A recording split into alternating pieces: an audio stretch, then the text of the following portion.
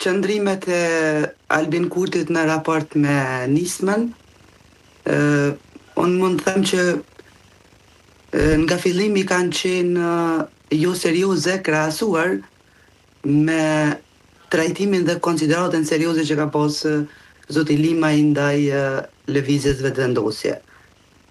Dhe ajo çka sot e tha, pra vazhdon të jetë ashtu jo serioze, sepse ne konsiderojmë që zoti Kurti është dashur situatën ta vlerësoj seriozisht, është dashur të ketë një trajtim më të dinjitetshëm ndaj nismës dhe vetë zotit Limaj, sepse konsiderata, ose si them, të dhënit mundësinë për të bashkëpunuar me nismën, zoti Limaj e ka pas në mënyrën më të sinqertë, dhe mendoj që kërkesa e nismës ka qenë shumë e thjeshtë, e shumë pak në raport me atë që ka mund edhe të kërkoj.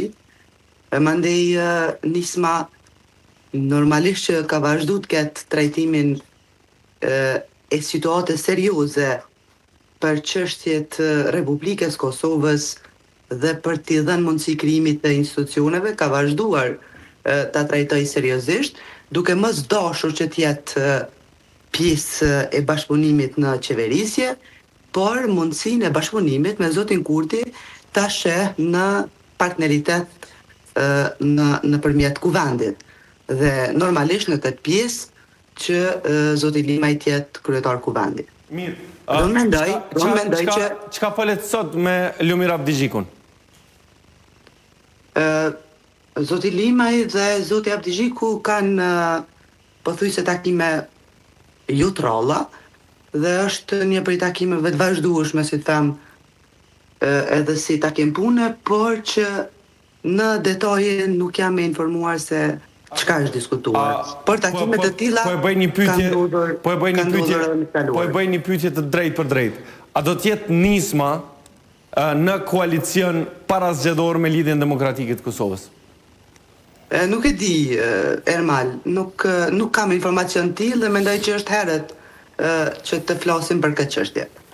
Faleminderit shumë Arbresh për inkuadrimin e emisionit debatues. Kënaqësi. Faleminderit shumë, edhe ju falenderoj shumë për kohën dhe kushtet në të cilat u paraqitni. E vlerësoj. Ishte deputetja nga radhët e nismës socialdemokrate, ishte Arbresh Krasniqi, shikues të nderuar të televizionit Dugagjini.